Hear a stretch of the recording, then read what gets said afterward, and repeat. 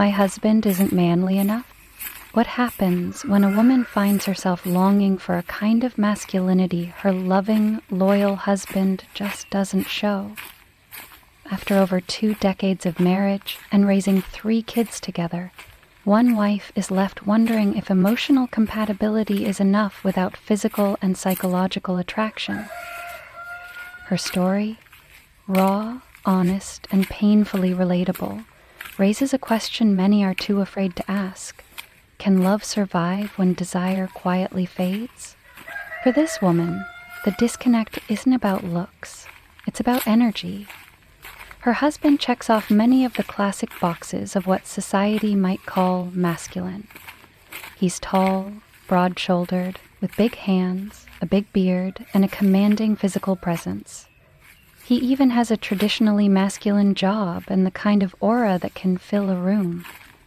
But beyond appearances and professional identity, she no longer sees the man she craves, or maybe never did.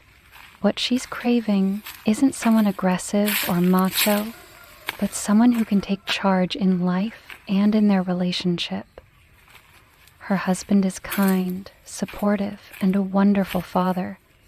He cooks, cleans, and shows up in all the ways that matter on paper.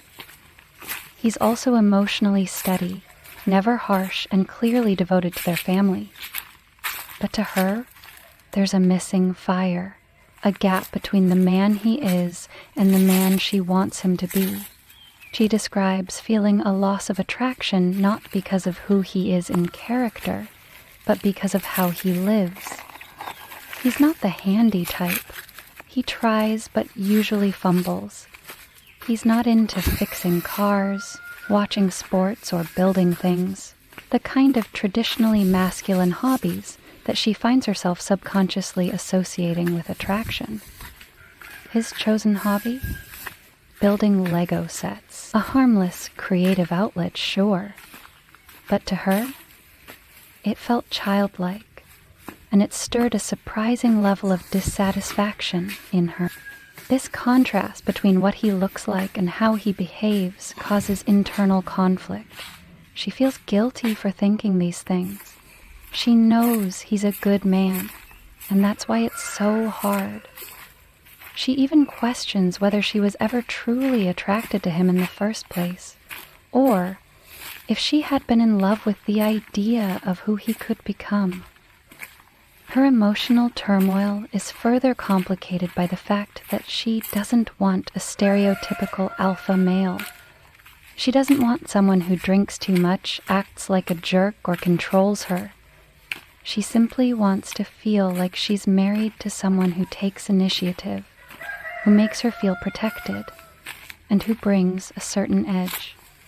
A quiet confidence that says, "I've got this," without having to say it out loud.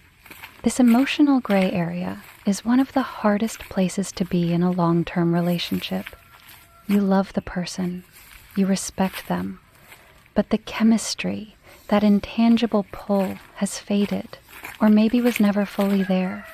And when your partner hasn't done anything wrong, how do you even begin to bring it up?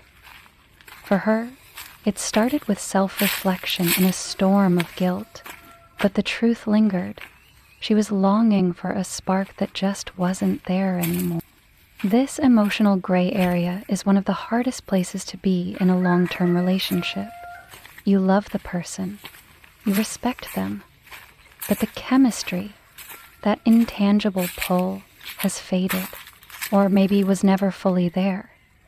And when your partner hasn't done anything wrong, how do you even begin to bring it up?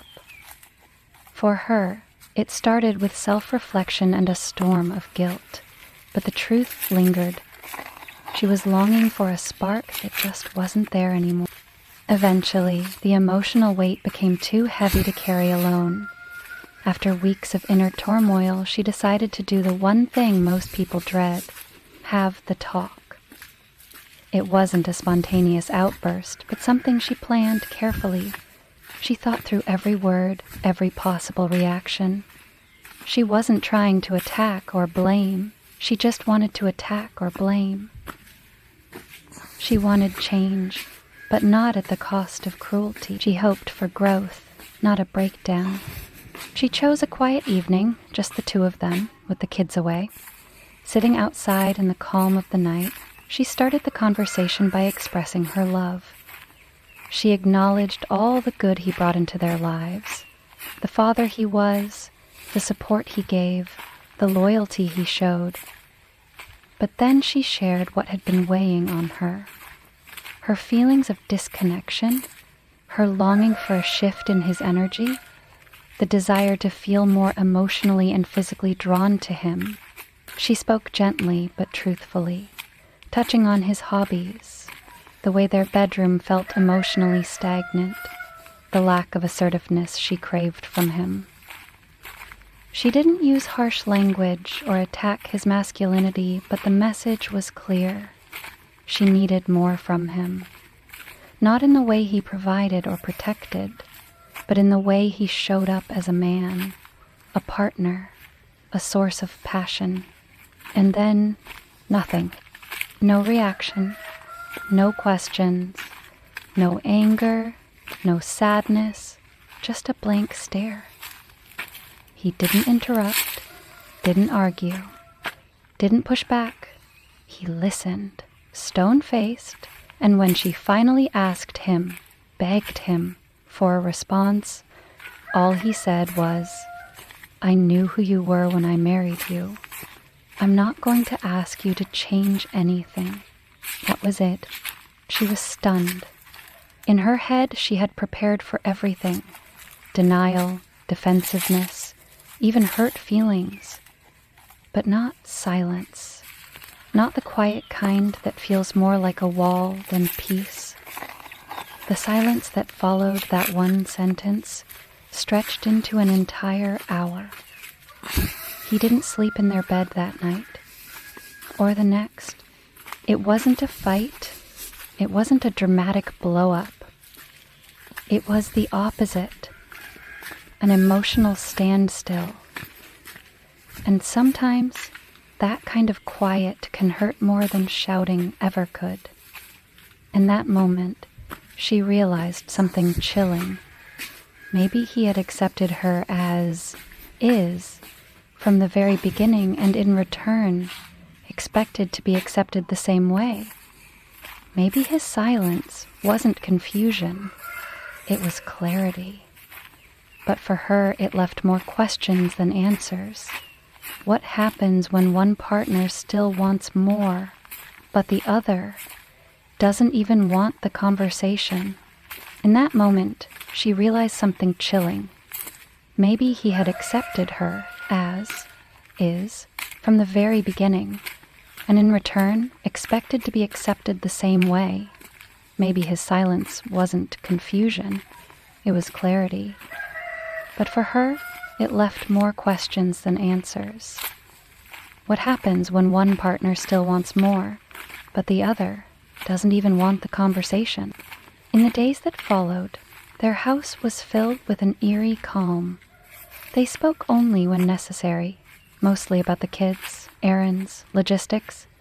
Nothing deep, nothing personal. Her husband continued sleeping on the couch in the basement, creating both physical and emotional distance. She gave him space, hoping he'd eventually open up. But he didn't. The silence between them hardened like concrete, not aggressive, but heavy, cold. And this is what confused her more than anything. She had imagined some kind of reaction, a conversation, maybe even an argument. Instead, he retreated into emotional quiet. Was it his way of processing? Was he hurt and unsure how to show it? Or worse, was he completely unaffected? She couldn't tell. That lack of response only made her doubt herself more. Had she asked for too much? Was she selfish for wanting more fire in the marriage, more passion, more presence? It wasn't like he betrayed her or neglected her or mistreated her. He had been a loyal, dependable man for over 2 decades, a good father, a good provider. But in her heart, she still couldn't ignore that lingering void.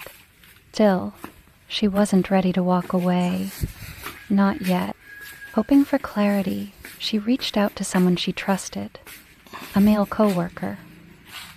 Not for comfort, not for romance, but for advice. A male perspective, someone who might understand what she was feeling, or at least help her navigate the emotional fog she was stuck in. She told him everything. Her frustrations, her guilt, her fear that the silence might mean the end of something she still desperately wanted to save. The coworker listened, gave her honest, calm input, advised her to give her husband a bit of time and space, but not too much.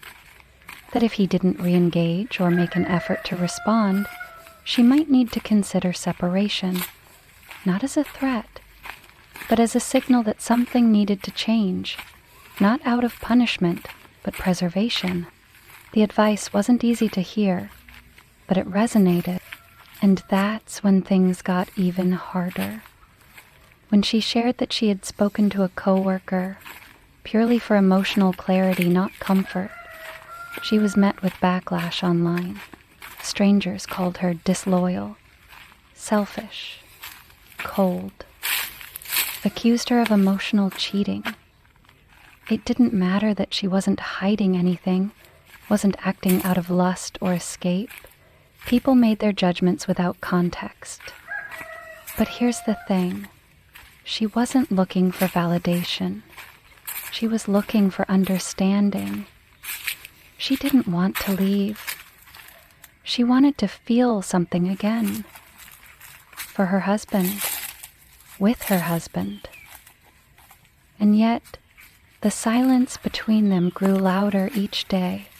As the weekend passed and their house remained quiet, she started asking herself a haunting question.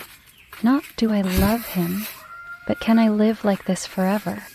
That's when she gave herself a deadline. By the end of the week, if he didn't initiate something, anything, she would. As the weekend passed and their house remained quiet, she started asking herself a haunting question. Not, do I love him?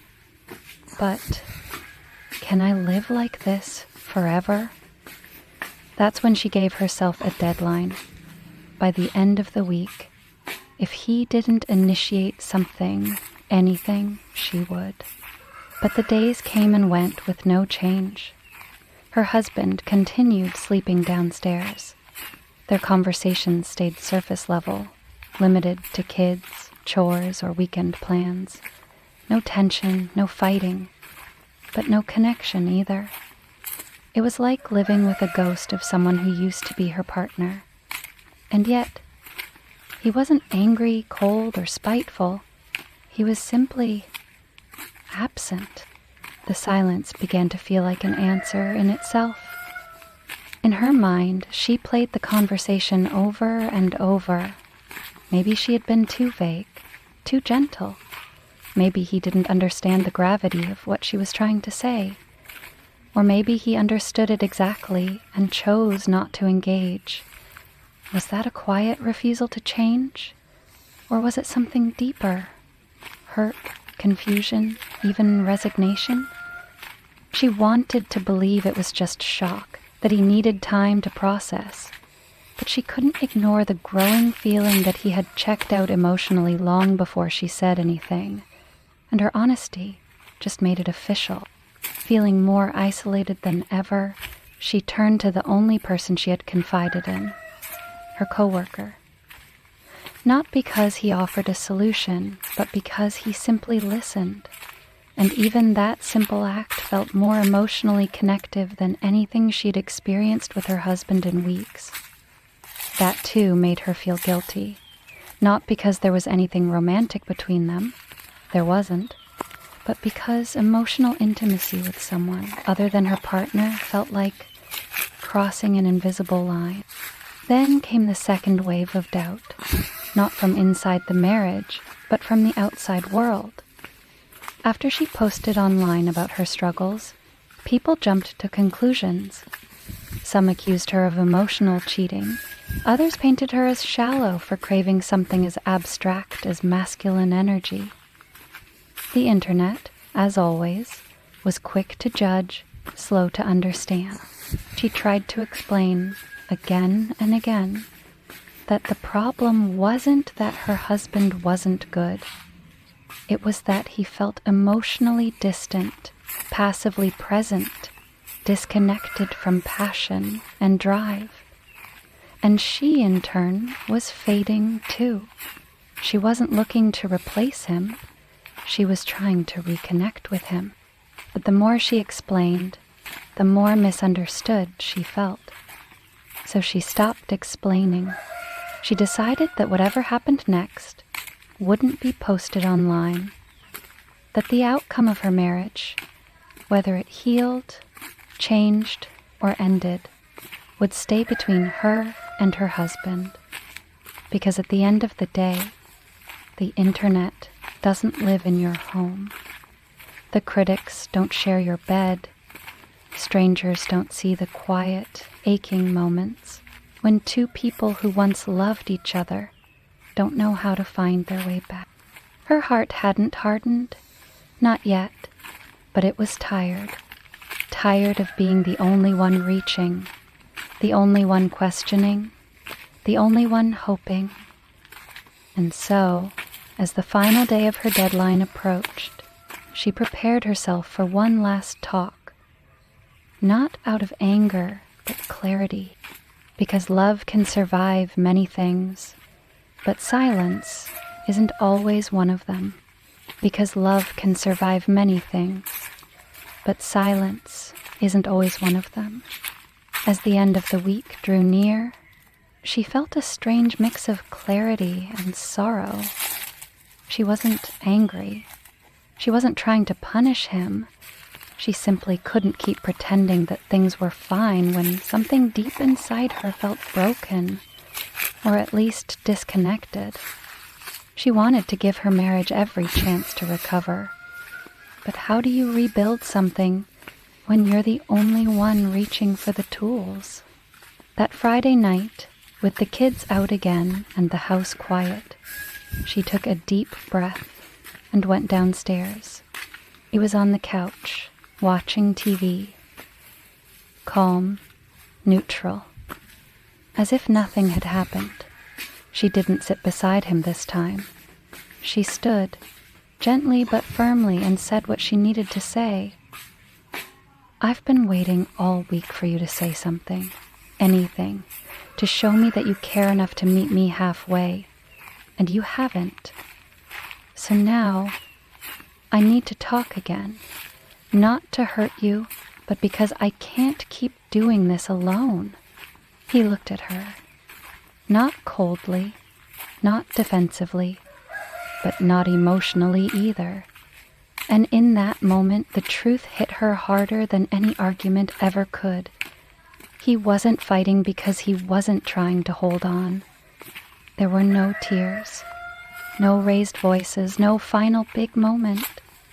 Just a quiet realization that the marriage she had poured so much of herself into had slowly become a partnership of routine, not connection, a life of shared responsibilities, not shared passion. He hadn't mistreated her. He hadn't betrayed her. But he also hadn't tried to reach her. Even when she opened the door as wide as she could, they didn't decide anything concrete that night. No separation papers, no moving boxes. But something shifted. She no longer felt confused. She felt done trying to fix it alone. In the days that followed, she didn't push for more conversations.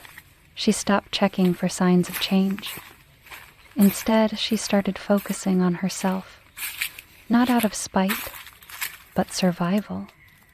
She realized that sometimes the most painful truth is that love, even deep and loyal love, can fade, not because anyone failed, but because no one truly showed up. She also made the decision to stop seeking advice from strangers online, not because she didn't value insight, but because the noise had become louder than her own voice. Too many people quick to judge, too few willing to understand the gray areas of a 20-year marriage. She still doesn't know what will happen next. Maybe they'll seek counseling. Maybe they'll separate. Maybe time and space will open up a new path forward or show them that it's time to let go with grace. But for the first time in a long time, she's no longer waiting for him to choose the direction. She's choosing her own clarity, even if it hurts. Because being married to a good person doesn't always mean you're happy. And staying in something that makes you feel unseen can be lonelier than being alone. And that, she finally understands, is not selfish. It's honest.